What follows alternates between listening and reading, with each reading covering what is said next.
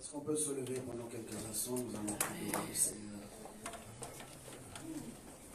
J'aimerais simplement que tu élèves ta voix là où tu es, que tu commences à parler à Dieu ce matin, commence à exprimer ton cœur encore. Oui, il est réellement celui qui trouve une solution. Il change toutes choses. Proclame-le ce matin. Dis-le-lui, dis-lui des paroles d'amour ce matin. Dis-lui qu'il est le Dieu merveilleux. Dis-lui qu'il est le Dieu que ton cœur désire connaître.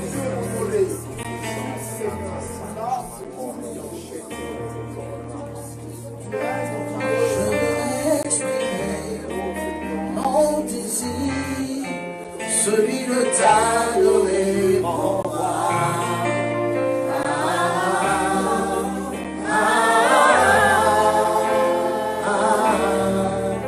Moi, je veux exprimer mon désir, celui de t'adorer, mon roi.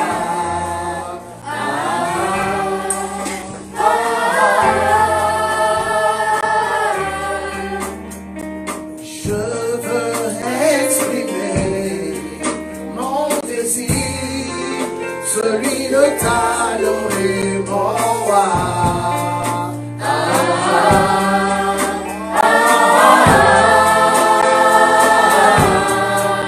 Oui, je veux exprimer mon désir, celui de t'adorer, mon roi.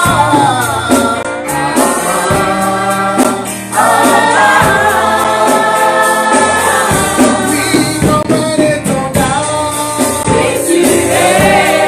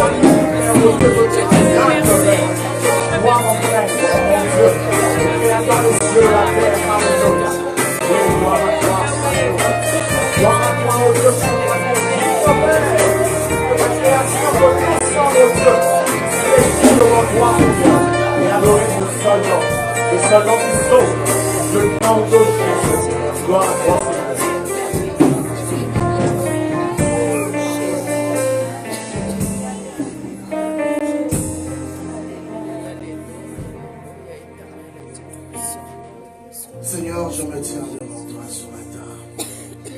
C'est un honneur pour moi de me présenter devant ta face.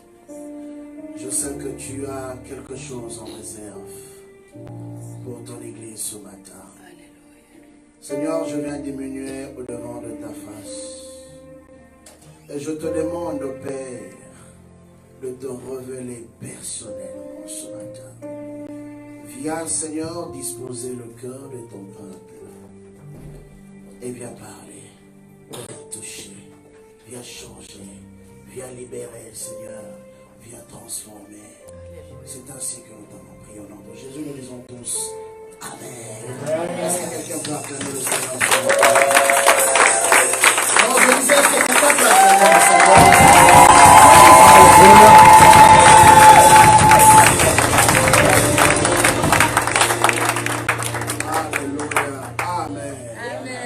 Quelqu'un ce matin dit j'aime te voir dans la présence de Dieu.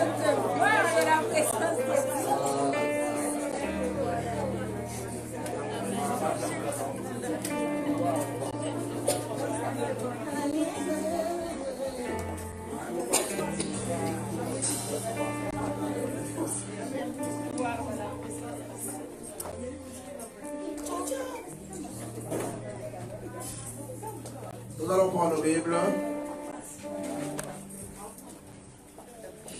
Nous allons prendre nos Bibles.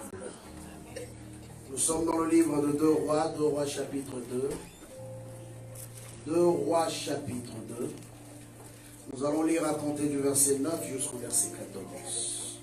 2 Rois chapitre 2, à compter du verset 9 jusqu'au verset 14. En fait, je veux lire pour aller plus rapidement. La Bible dit ceci. Nous sommes tous debout pour la lecture. La Bible dit ceci. Lorsqu'ils eurent passé, Élie dit à Élisée, demande ce que tu veux que je fasse pour toi. Élisée répondit, qui est sur moi, je te prie une double part de ton esprit. Élie dit, tu demandes une chose difficile. Mais si tu me vois pendant que je serai enlevé d'auprès de toi, cela t'arrivera ainsi. Sinon, cela n'arrivera pas. Comme il continuait à marcher en parlant, voici qu'un char de feu et que des chevaux de feu le séparèrent l'un de l'autre. Alors Élie monta au ciel dans un tourbillon. Élisée regardait et criait, mon père, char d'Israël et sa cavalerie. Puis il ne le vit plus. Saisissant alors ce vêtement, il le déchira en 2 morceaux et ramassa le manteau qu'Élie avait laissé tomber. Puis il retourna et s'arrêta au bord du Jourdain. Il prit le manteau qu'Élie avait laissé tomber, il en frappa les eaux et dit, où est l'Éternel, le Dieu d'Élie? Lui aussi, il frappa les eaux qui se partagèrent ça et là. Élisée passa. Père, je prie pour ta parole ce matin. Non pas à moi, mais à toi et à toi seul donne gloire. Je prie que tu parles au cœur de ton Église ce matin. Je prie que cette parole puisse révolutionner un cœur.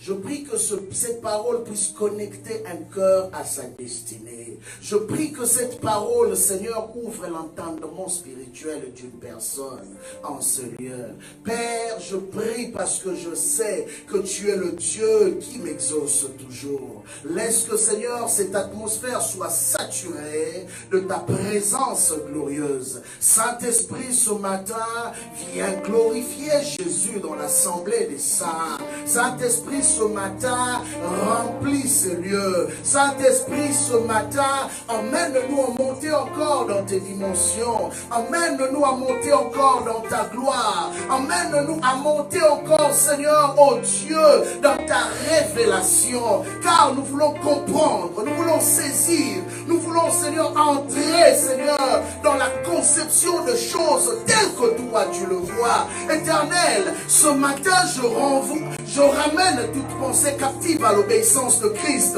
Seigneur, nous avons vu qu'il y avait des fils et des prophètes qui prophétisaient aussi en ce temps-là, mais qui ne saisissaient pas ce que Élisée avait saisi, qui n'avaient pas compris ce qu'Élisée avait compris. Mais ma prière ce matin, c'est que tu ouvres l'intelligence de cette église, que cette église comprenne où est-ce que tu veux l'emmener, que cette assemblée comprenne dans quelle dimension, Seigneur, tu l'appelles à opérer. Père, je prie, Seigneur, qu'en ce moment je suis en train de parler, que la mouvance de ton esprit puisse saturer ces lieux, et qu'il y ait un mouvement angélique, éternel des armées, qui va, oh Dieu, en ce jour, Père, faire déclencher encore, Seigneur, le surnaturel dans la vie de mon frère, dans la vie de ma soeur. Père, je prie que le ciel soit ouvert pendant que je serai en train de parler, que ta puissance éternelle se saisisse de cette assemblée, se saisisse de quelqu'un dans cette salle. Yahweh, relâche encore, Père, les dons, relâche encore, Seigneur, les mystères de ta personne. Oh Dieu, je prie aujourd'hui, éternel, que quelque chose de nouveau prenne place, prenne place, prenne place, prenne place, prenne place, prenne place, oh Seigneur Yahweh, que ta gloire remplisse cette assemblée. Remplisse cette assemblée. Oui, je sais que tu es là. Je sais que tu es là. Je sais que tu es là. Je sais que tu es là ce matin. Je sais que tu es là. Yahweh, je sens ta présence descendre dans ce lieu. Je sais que tu es là. Je sais que tu es dans cette assemblée ce matin. Oui, Père. Que ta gloire nous fasse du bien. Que ta gloire nous fasse du bien. Père, pour ceux qui nous suivent à distance, oui, de là où ils sont, que ta puissance les visite. Oh Dieu, car c'est une nouvelle saison, Seigneur, qui vient de commencer. Une nouvelle saison qui vient de commencer. Une saison, Seigneur, du surnaturel. Une saison de ta gloire. Oh Dieu, merci de saturer notre atmosphère ce matin. Merci de saturer notre atmosphère ce matin. Merci de libérer l'action de notre esprit. M'abandonne à toi.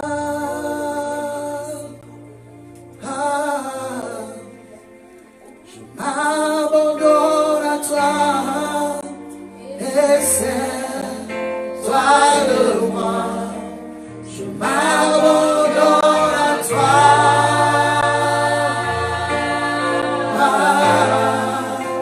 Je m'abandonne à toi. Et c'est toi de moi. Je m'abandonne à toi.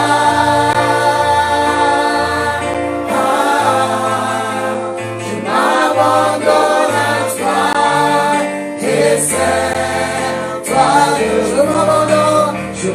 m'abandonne à toi.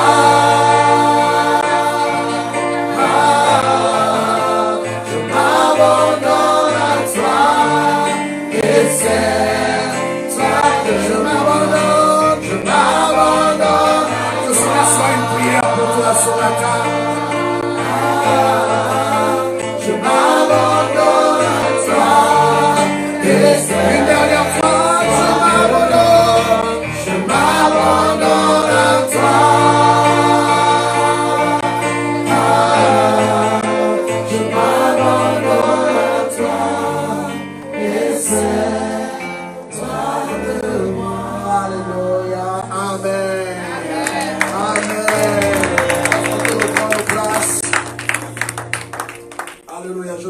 ce matin au nom de notre Seigneur Jésus-Christ, qui nous accorde encore le privilège et la grâce d'être là. Amen. Nous allons lire l'histoire d'un homme qui était assez particulier, d'un jeune homme qui était d'une famille riche, mais qui avait, par la grâce de Dieu, reçu l'appel de Dieu. Mais ce jeune homme avait rencontré un homme dans sa vie qui était assez bizarre. Un homme qui ne vivait pas une vie normale de monsieur tout le monde. Un homme qui était toujours à part, qui faisait les choses d'une manière différente. Quand tout le monde allait à gauche, lui il allait à droite. Au point que même le roi, même les armées de sa nation avaient peur de lui. Parce qu'il était reconnu comme un homme mystérieux. On se rappellera d'une histoire. À un moment donné, le roi envoie des militaires pour aller l'arrêter. Et cet homme était sur un arbre. Pour lui, c'était comme un amusement. Il était sur un arbre. Et on vient lui parler, on lui dit que homme de Dieu vient. Homme de Dieu, le roi a besoin de toi. La Bible dit que cet homme a déclaré que le feu descende sur vous. Et la Bible nous montre que le feu est descendu du ciel sur la terre et tous ont été consumés. On a envoyé la deuxième cohorte. La même chose s'est produit. Et la troisième fois, celui qui venait a dit non, cet homme-là est bizarre. Pour que je ne puisse pas mourir, moi et mes soldats, je n'ai pas le choix que de m'humilier devant lui. Et la troisième personne qui vient avec son groupe de 50, la Bible nous montre qu'il se prosterne et dit, homme de Dieu, s'il te plaît, ne me fais pas du mal. Une chose, le roi a besoin de toi. Suis-moi quand même, viens, on va partir ensemble. Élie le regarde, Élie lui dit, je veux venir.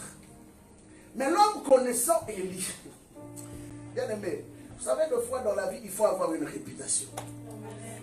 Amen. Élie avait une réputation. Et le militaire, bien aimé, comprenez qu'il était non seulement lui, mais avec 50 autres soldats, bien armés. Mais ils avaient peur d'un homme, d'un vieil homme qui avait juste un bâton. Sans arme. Et cet homme lui dit, je veux venir avec toi. Mais l'homme dit, non, toi je te connais. Tu vas dire que tu vas venir. Et quand moi je vais y aller, tu ne vas pas venir. Et c'est moi qui vais mourir. Fais-moi grâce, viens avec moi. Il dit, non, je veux venir. Crois-moi sur parole.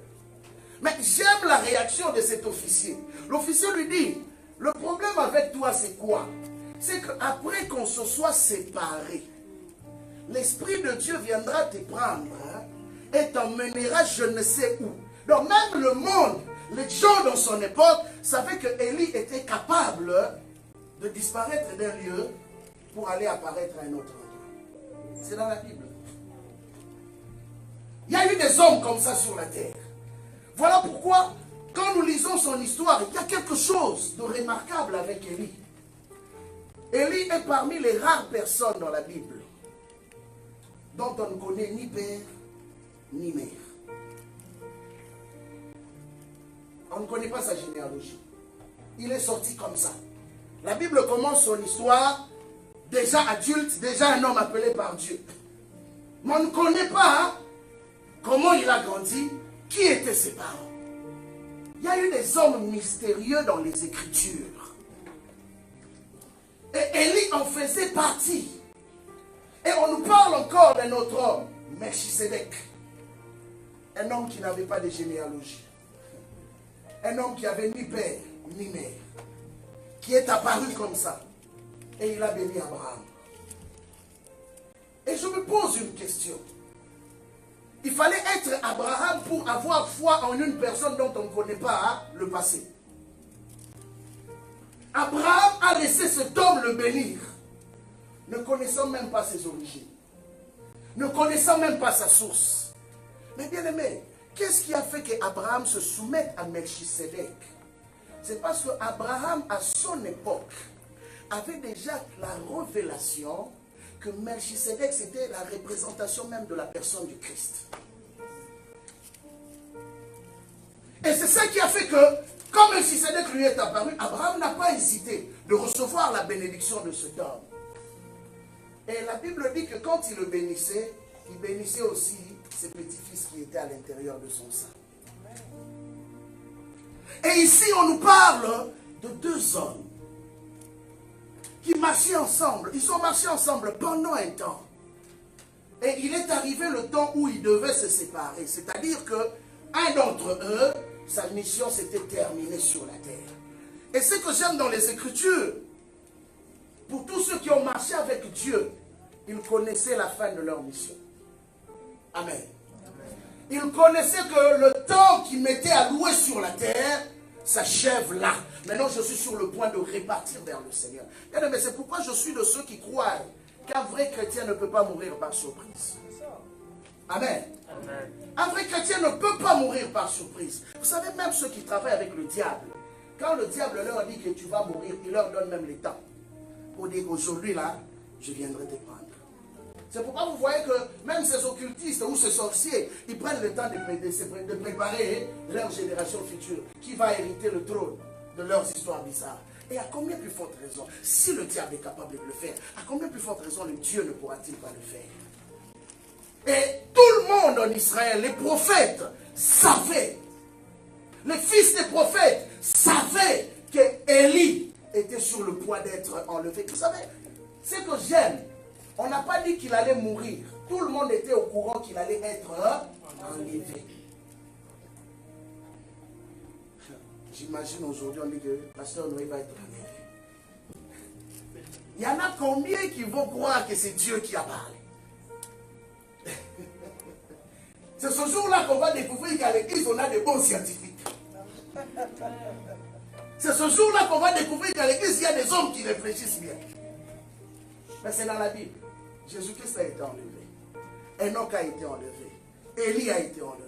Il y a des hommes qui n'ont pas connu la mort. Ils n'ont pas connu la mort. Dieu a décidé qu'il en soit ainsi. Et dans l'histoire, selon ce que les rabbins juifs racontent, ils disent que Enoch avait tellement marché étroitement avec Dieu qu'un jour dans sa marche, il se retrouva qu'il n'était plus sur la terre. Il avait déjà disparu pour se retrouver au ciel. Eux-mêmes parlent d'un escalier qui est apparu de nulle part pour le prendre de la terre et l'emmener au ciel. Parce que les seules deux personnes dont on nous parle qui ont été enlevées, que les hommes ont vues, c'était Élie et Jésus. Mais Enoch, on dit juste qu'il ne fut plus. Comment il ne fut plus? Avait-il disparu? Comment? Ça, c'est notre mystère qu'on expliquera un autre jour. Mais la Bible nous dit que tout le monde était au courant que Élie devait être enlevé. Et vous savez, les gens étaient préparés à l'enlèvement d'Élie.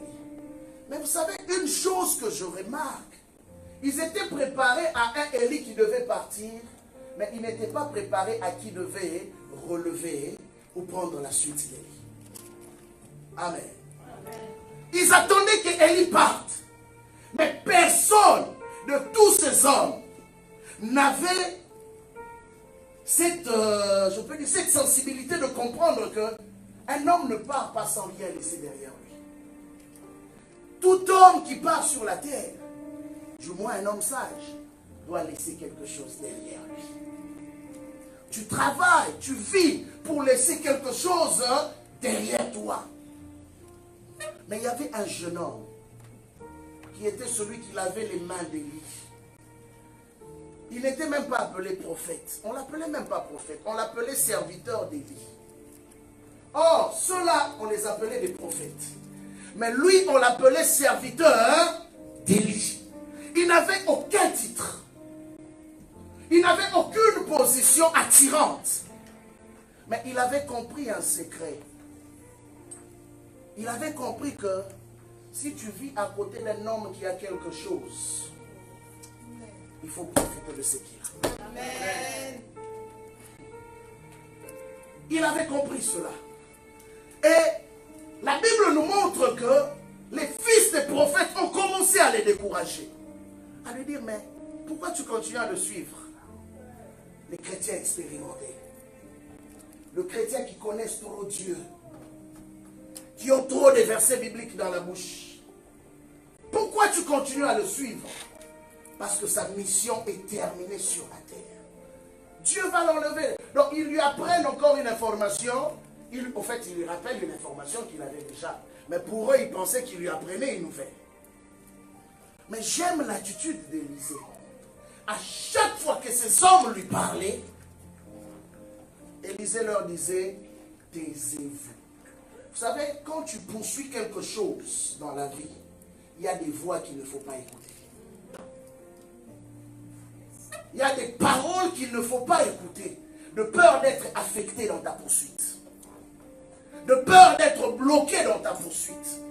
Et cet homme avait compris qu'il voulait garder son esprit concentré vers son objectif. Il a dit, taisez-vous, le premier groupe. Le deuxième groupe, il leur dit encore, taisez-vous. Le troisième groupe, pareil. Alors, regardez maintenant l'attitude d'Élie lui-même. À chaque fois, Élie aussi lui disait, reste ici. Même Élie voulait se détacher de lui. Mais Élisée a dit, aussi longtemps que ton âme vit, aussi longtemps que ton âme vit, là où tu iras, j'irai aussi. Un homme déterminé. Et la Bible nous montre que, à un moment donné, ils arrivent devant le Jourdain, qui était la dernière étape. Élie prit son manteau et frappa le Jourdain.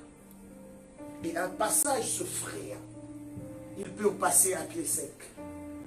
Alors Élie a compris que de tous ceux qui étaient en Israël, la seule personne qui avait préparé son esprit à pouvoir recevoir quelque chose de grand, c'était Élisée.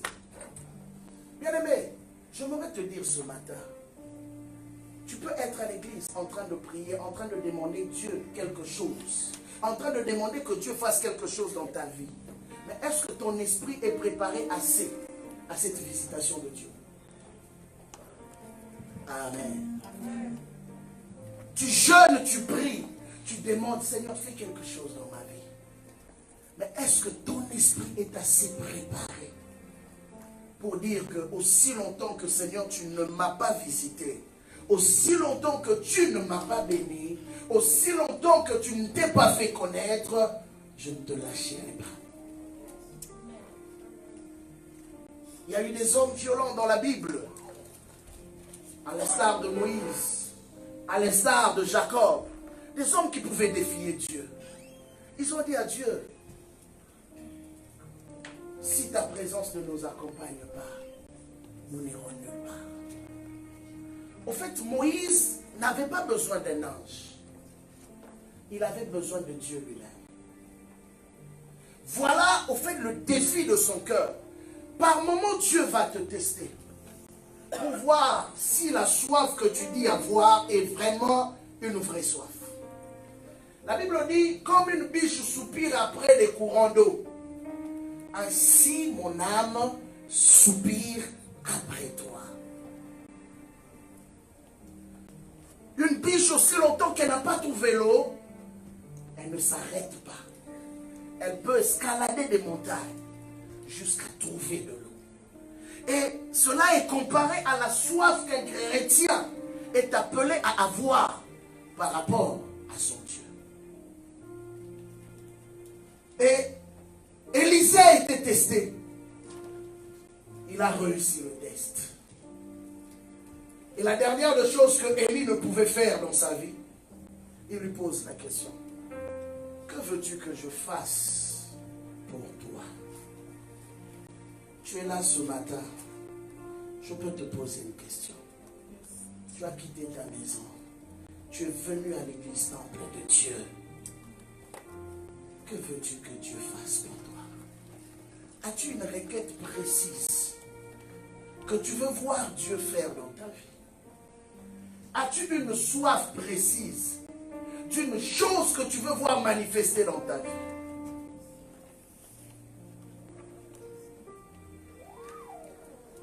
Élisée regarde Élie.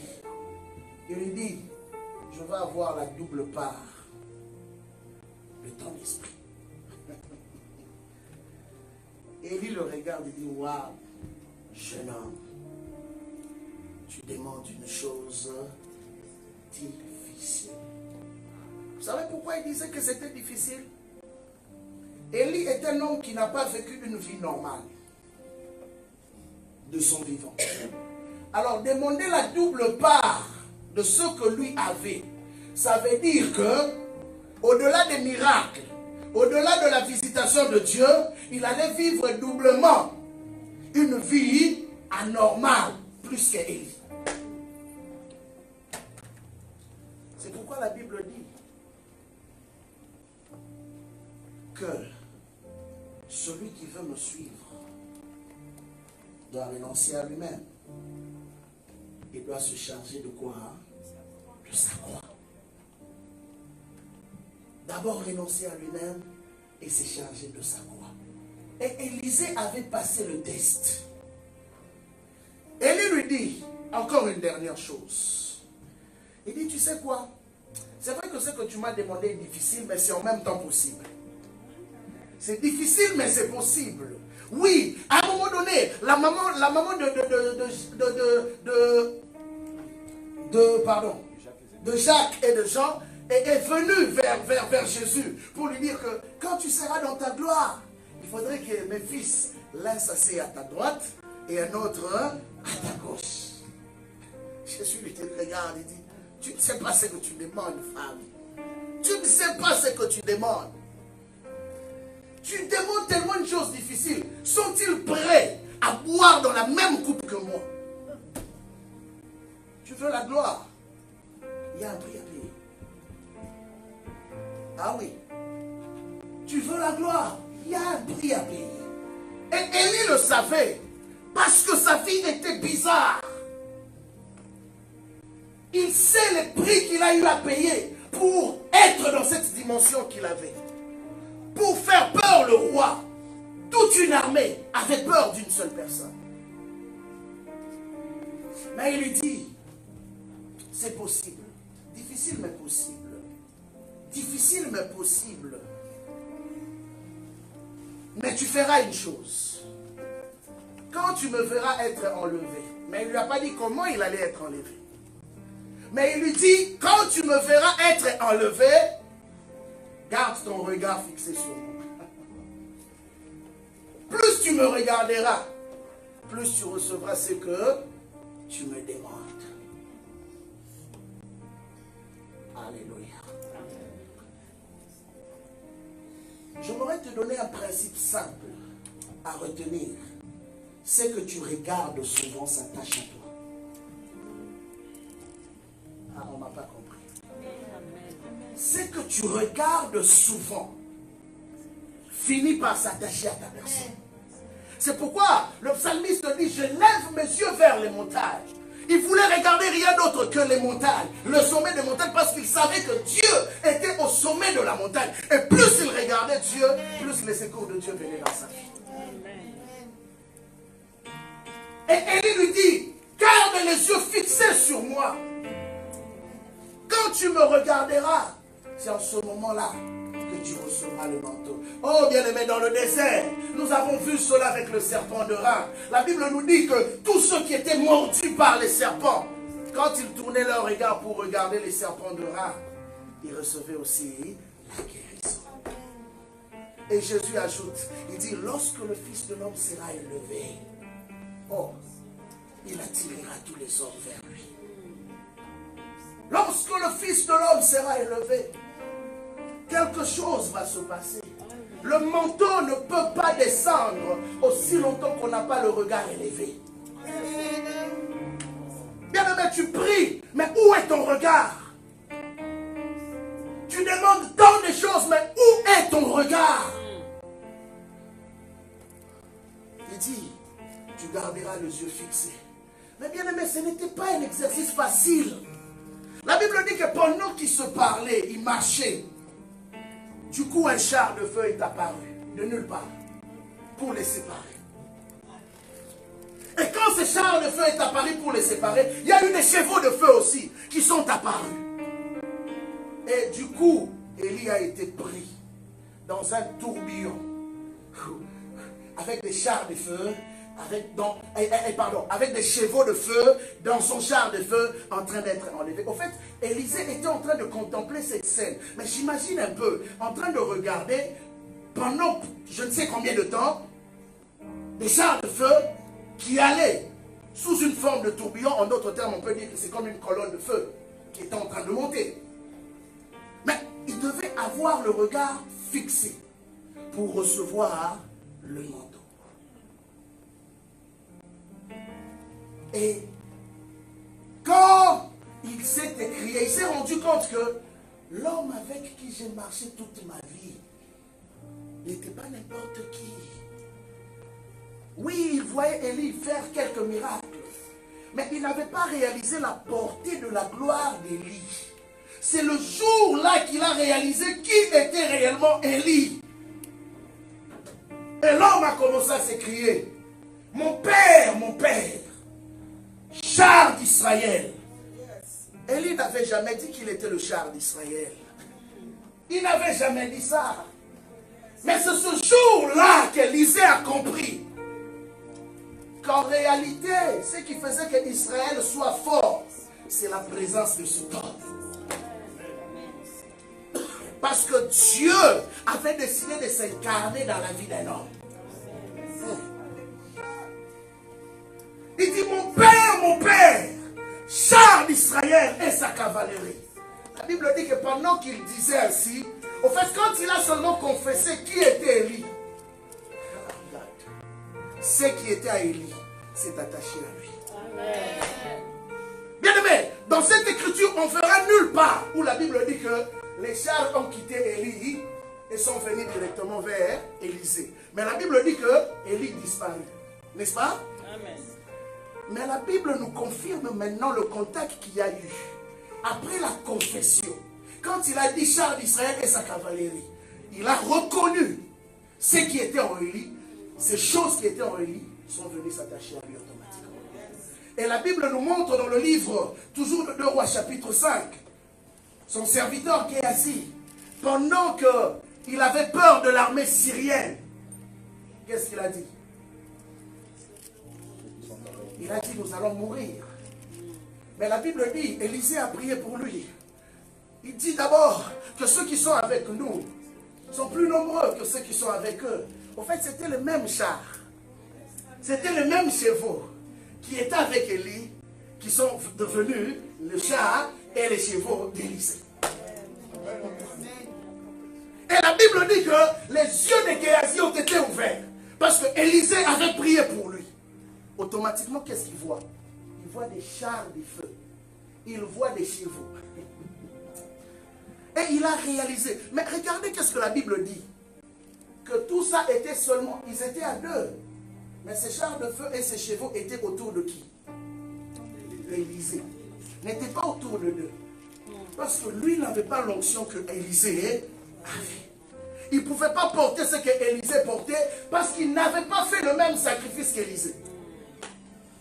Et la Bible nous a montré que le char de feu qui est venu n'est pas venu pour le deux, était venu pour Élie. Mais il fallait que cet homme paye le prix. Mais pas un prix facile. Pas un prix facile. Cela lui a coûté beaucoup. Bien aimé, c'est pourquoi vous verrez que dans la vie, il y a des hommes. Je ne te dis pas de le faire. Ça, c'est vraiment, il faut avoir l'onction pour le faire. Il y a eu des hommes qui ont marché sur cette terre, qui ont refusé de se marier. Pourquoi? Parce que la responsabilité qu'ils avaient était tellement lourde et grande qu'ils n'allaient jamais avoir le temps pour la femme et les enfants. À l'instar de Paul, il y a eu des gens comme les Daniel. Il y a eu encore d'autres prophètes, Élie par exemple.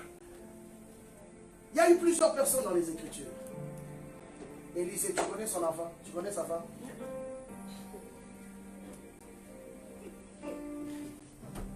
Et il y en a plusieurs comme ça. Parce que la responsabilité qu'ils avaient en eux était tellement lourde. Il y avait un prix à payer pour cela. Bien aimé, j'ai lu un homme qui, pour voir Dieu visiter sa ville ou sa nation, il fallait qu'il passe du temps pendant 11 ans en train de prier pour un même sujet. 11 ans. Il pleurait devant Dieu. Il y a des gens qui disent, Seigneur, Montréal, quel prix? tu as payé pour Montréal? Combien tu pleures devant Dieu pour voir le salut de Montréal? Vous voulez que je vous donne mon thème? Vous voulez connaître mon thème? Mon thème est simple. Le réveil spirituel. Il fallait qu'il y ait un point de contact pour que le réveil commence. Et ça devait passer par un homme simple, qui était serviteur, qui lavait les mains d'Élie. Vous savez, des fois, j'ai compris dans la marche avec Dieu, des fois quand on connaît trop aussi, ça devient un obstacle. La connaissance est très bonne, parce que la Bible nous dit qu'à votre foi, ajoutez la connaissance. Mais que la connaissance ne vienne pas un obstacle pour t'empêcher à être comme un enfant devant Dieu.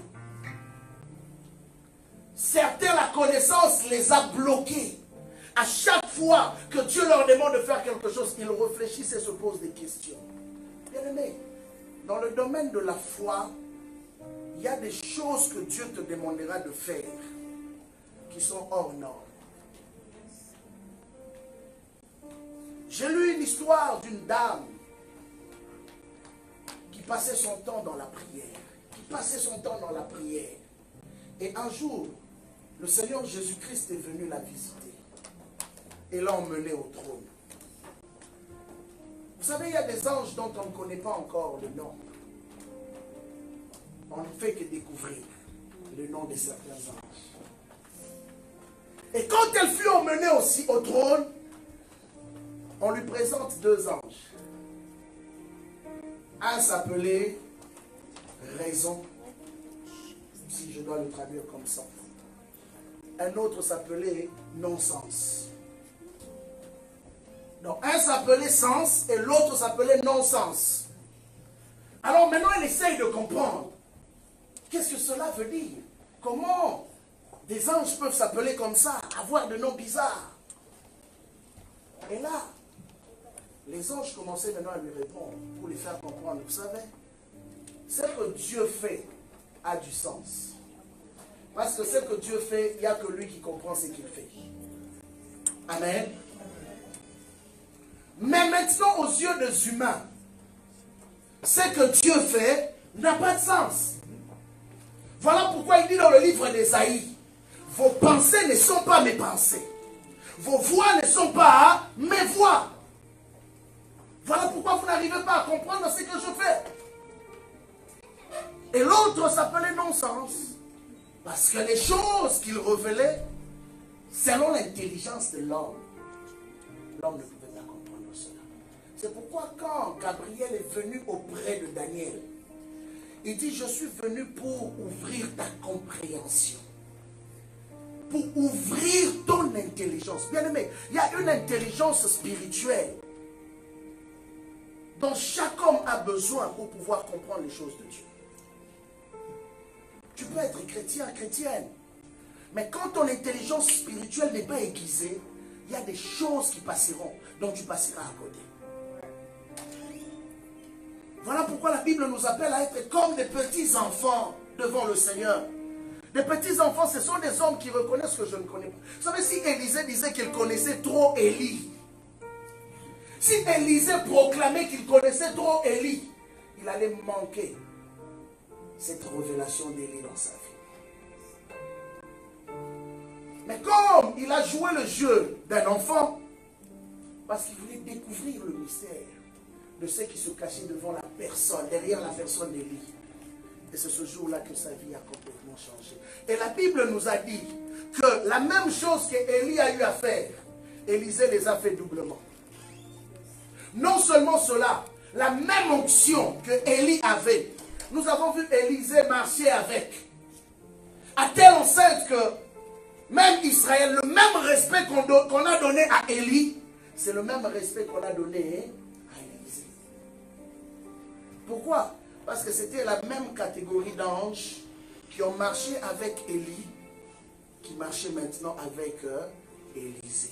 Bien aimé, or, toi, il y a quelqu'un qui t'a dit, je veux te rappeler juste une parole, que quelqu'un t'a dit. Ce jour-là, il a dit, Il t'a dit à toi, si tu crois en moi, tu feras ce que je fais. Et tu feras même de plus grand. Oui, il y a quelqu'un qui t'a dit ça. Il t'a fait cette promesse. Et les anges qui ont marché dans son ministère, il te les a donnés. Il t'a dit ce jour-là, crois seulement, c'est la seule chose que je te demande. Et si tu crois, ce que je fais, tu le feras. Et tu feras même de plus grandes choses. Simplement pour te dire, bien-aimé, fais confiance à Dieu. Paye le prix. Cherche-le. Cherche-le, bien-aimé. Tout réveil commence par un groupe d'hommes et de femmes qui ont décidé de payer le prix. Il y a un homme un jour qui a dit, pendant qu'il priait, il a dit à Dieu, Seigneur, donne-moi l'Écosse, sinon je meurs. Regardez la passion d'un homme. Il s'appelait John Knox. Vous pouvez aller le chercher sur Internet. Au pays de Galles. Il a dit, donne-moi l'Écosse, sinon tue-moi. C'est quoi ma raison de vivre sur la terre sans expérimenter et vivre ta gloire? Ah oui. Bien aimé, je refuse d'être un pasteur comme tous les pasteurs. Je refuse d'être une église comme toutes les églises. Oui, je refuse d'être un chrétien comme tous les chrétiens. Il y a des choses que quand je les lis dans ma Bible, je dis, mais non. Mais non. Si c'est écrit, il y a des hommes qui ont vécu ça, pourquoi pas moi? Pourquoi pas? Ils ont fait des expériences extraordinaires. Extraordinaires. Voilà pourquoi ces hommes, ce qu'on a appelé de fois la science de la peur, il y a des choses qui ne faisaient plus peur. Je vais te donner un exemple simple. Si un taliban entre ici, il a entre ses mains une grenade et l'autre main Kalachnikov. Il entre ici. C'est quoi qui sera ta première réaction? Je crois que cette porte-là, elle deviendra grosse. Parce que la plupart vont chercher un moyen de sortir. Mais bien aimé, j'aime un homme qui s'appelait Étienne.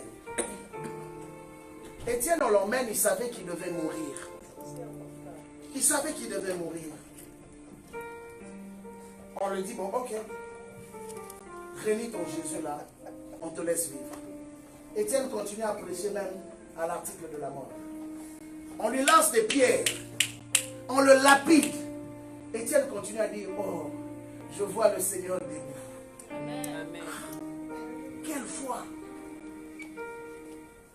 Ce sont des hommes qui ont payé le prix, qui sont capables de ne pas reculer devant la mort.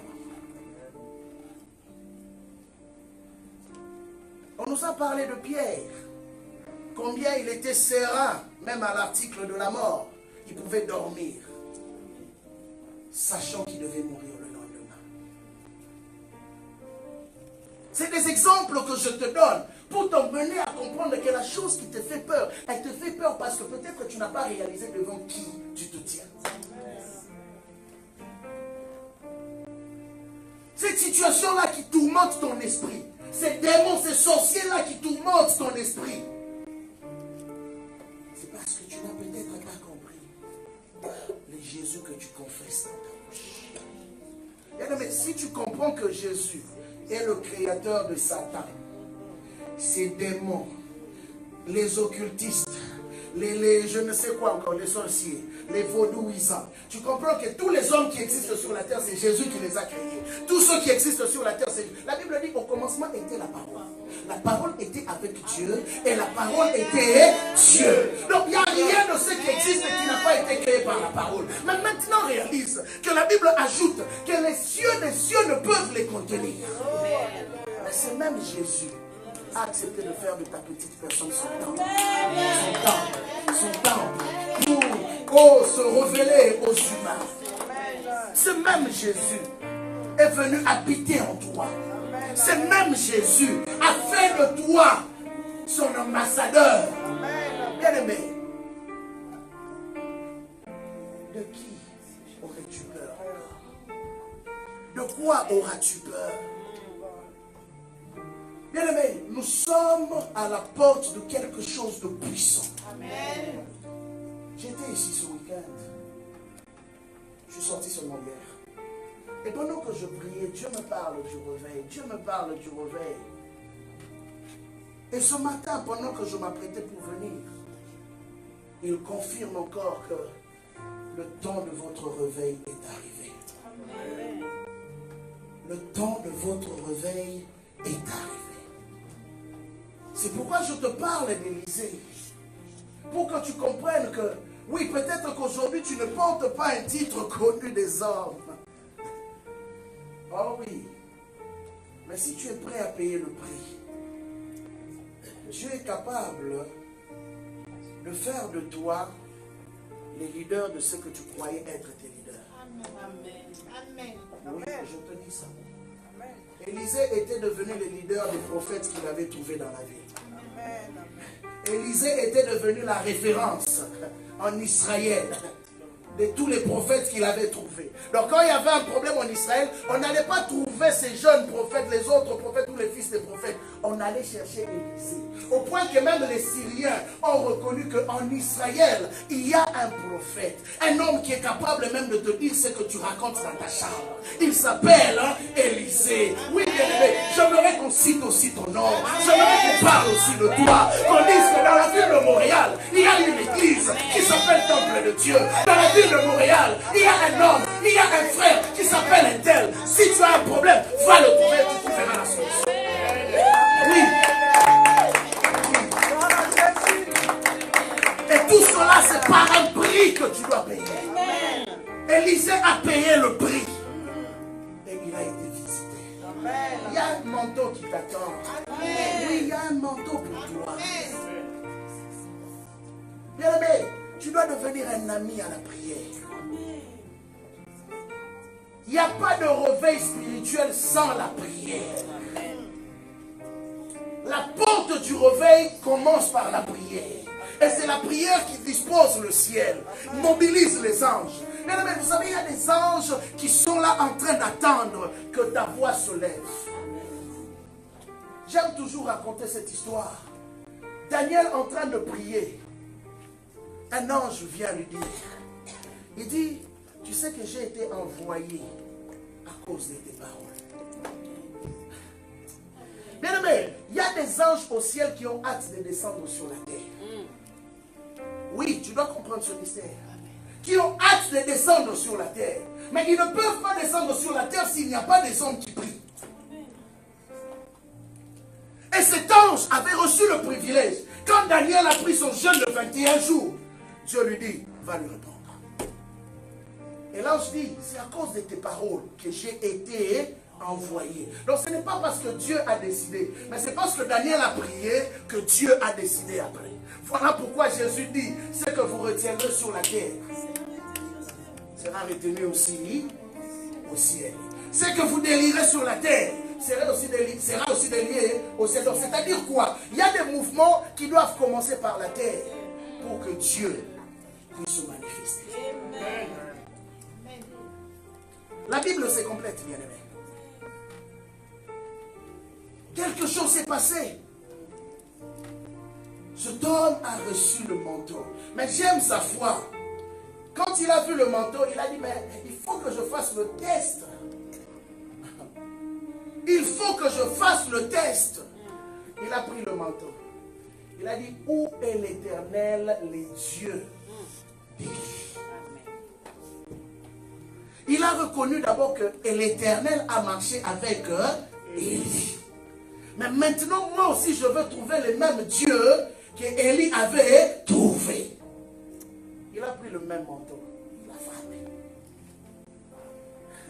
La Bible dit, le même fleuve s'ouvrit, ça et là. Élisée put passer. Et vous savez ce que j'aime avec les hommes? Quand ils ont vu maintenant les mêmes Élisée revenir maintenant seuls avec les manteaux d'Élie, ils ont dit, ah, l'esprit d'Élie est sur lui. Donc ces hommes savaient faire la lecture des événements. Mais eux-mêmes n'étaient pas prêts à payer le prix pour avoir ce même manteau. Il y en a qui savent que Jésus revient bientôt. Il y en a qui savent que nous vivons un temps où la séduction, l'apostasie est en train de battre son plein. Mais il y en a peu qui sont prêts à payer le prix pour le réveil du temps de la fin. Ils s'attendent simplement à aller au ciel. Ils s'attendent simplement à rencontrer Jésus. Mais ils ne sont pas prêts à payer le prix. Bien aimé, Jésus revient bientôt, certes. Mais il y a un autre événement aussi que la Bible a promis avant la venue de Jésus. La Bible dit que cet évangile sera prêché jusqu'aux extrémités de la terre. C'est-à-dire qu'il faut qu'il y ait des hommes et des femmes qui se lèvent dans le quatre vents de la terre pour aller représenter Jésus-Christ valablement. Je dis bien, représenter Jésus-Christ valablement. Et Élisée était prêt à représenter son maître valablement. Voilà pourquoi les gens ont reconnu et se sont prosternés. On dit l'esprit d'Élie est sur lui. Là, ce n'est plus le petit Élisée qu'on a connu, mais c'est une autre personne. Alors, je vais aller rapidement pour conclure. Comment nous définissons le réveil spirituel? Comment nous définissons le réveil spirituel? Le réveil spirituel, c'est le moment où Dieu se fait connaître à son peuple par une intervention puissante de son esprit. Le réveil spirituel, c'est le moment où Dieu se fait connaître à son peuple par une intervention puissante de son esprit. Bien aimé, on reconnaît un réveil quand les hommes ne sont plus capables de gérer. Oui, on reconnaît un réveil quand tout le monde se remet à la seigneurie du Seigneur. À un moment donné, Pierre ne savait plus contrôler ce qui lui arrivait.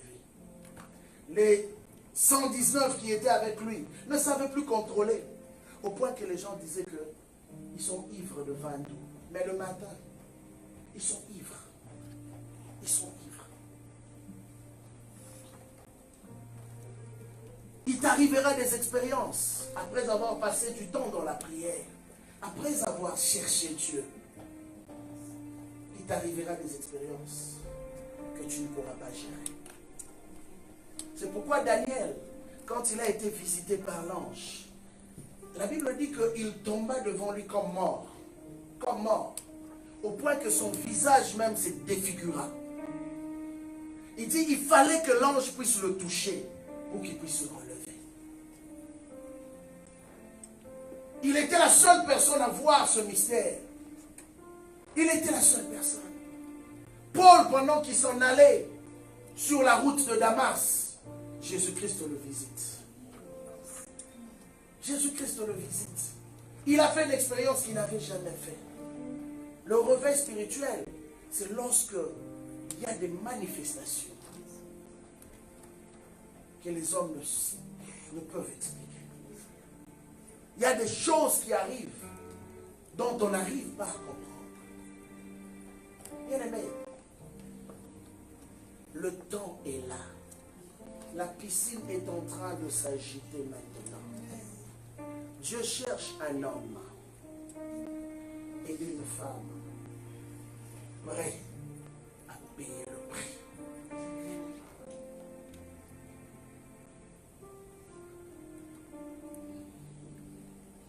Et les conséquences du réveil, c'est quoi? Quand le réveil arrive dans un lieu,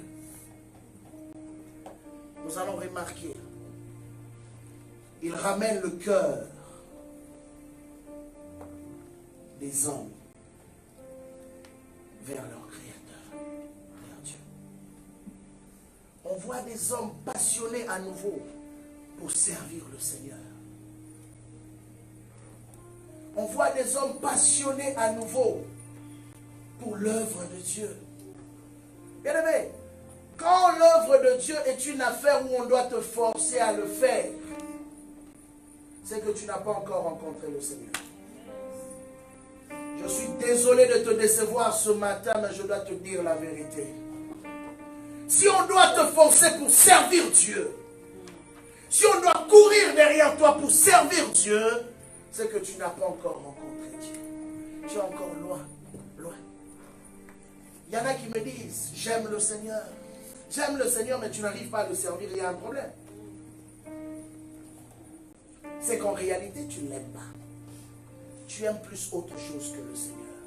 Et dans le réveil spirituel, on constate que le premier élément, les gens deviennent plus passionnés pour le Seigneur.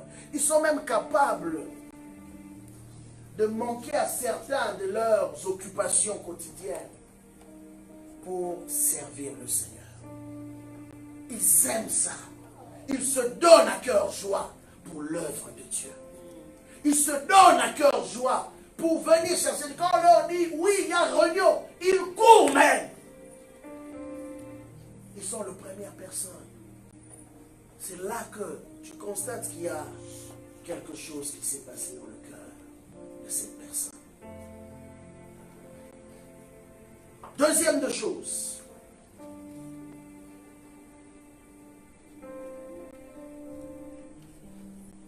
J'ai parlé d'abord du numéro 1.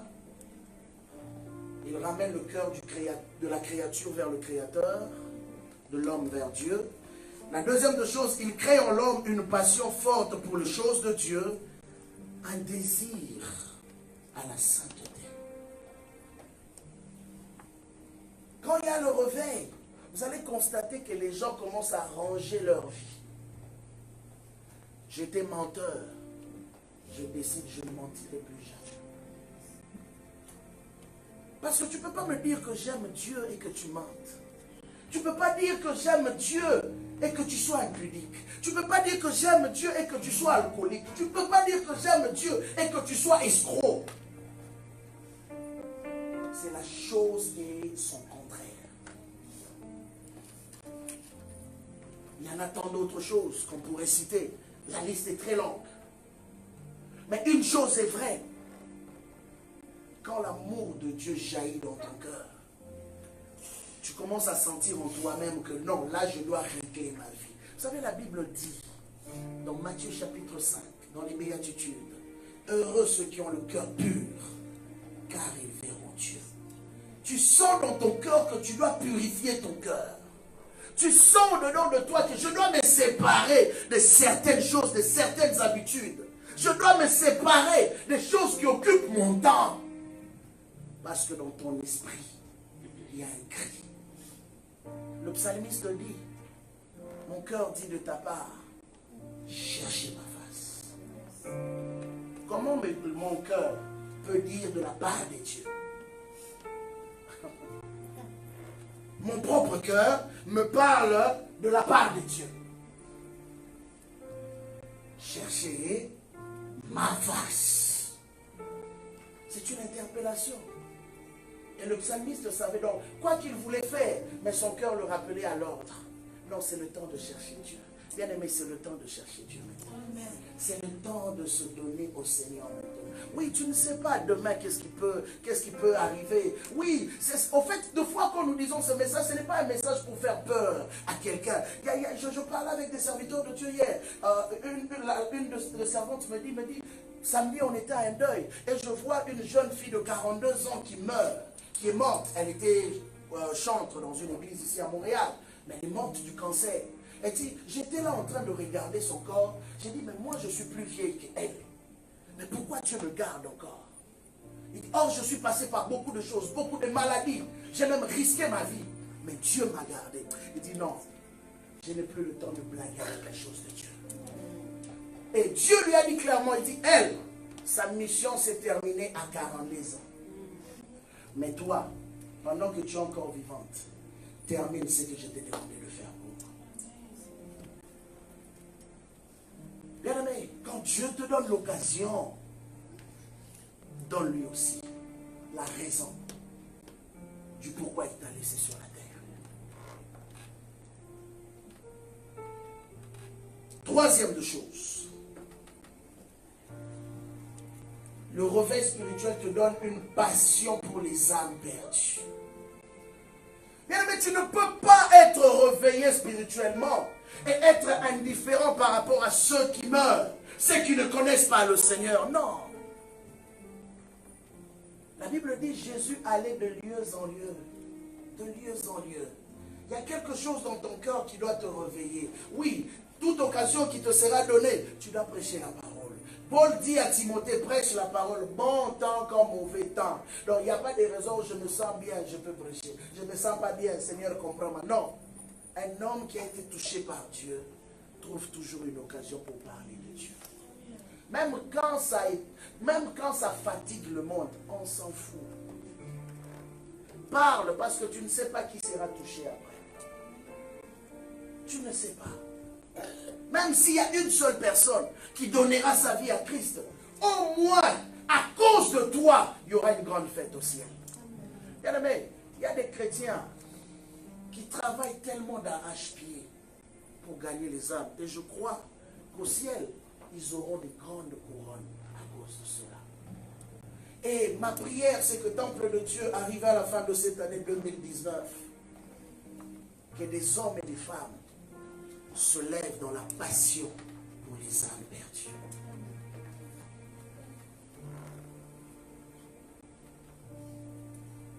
La quatrième et dernière chose,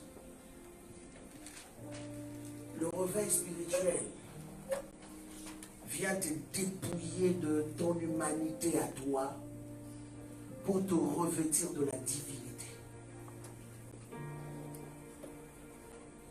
Il vient ôter le côté moi,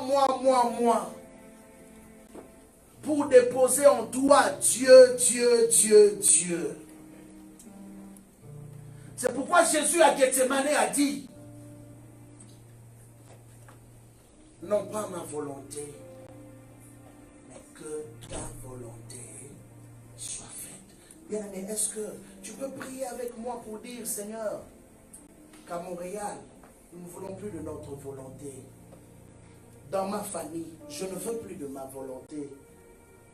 Dans ma vie, je ne veux plus de ma volonté. Mais que ta volonté se fasse. Dieu aime voir lorsqu'on lui laisse de la place. Et lorsque Dieu trouve son compte dans la vie d'une personne, bien-aimée, Dieu n'hésite pas de se révéler.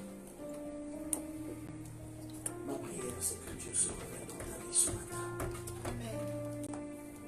Ma prière, c'est que Dieu te rencontre ce matin. Le temps est arrivé, bien-aimé, où les choses doivent changer. Oui, ne fais pas de l'église un lieu de slogan. Ne fais pas de l'église un lieu de promenade. Mais fais de l'église un lieu de rencontre avec le Créateur. Est-ce que tu peux prier avec moi ce matin? Est-ce que tu peux acclamer le Seigneur ce matin?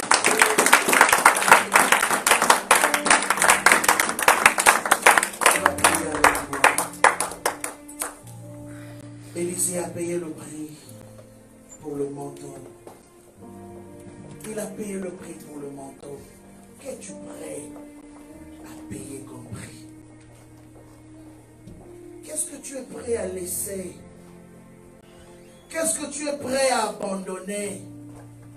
Qu'est-ce que tu es prêt à mettre de côté pour voir Dieu agir dans ta vie? Tu demandes trop. Seigneur, fais ceci, fais cela. Mais est-ce que ce que Dieu te demande de faire pour lui, tu le fais?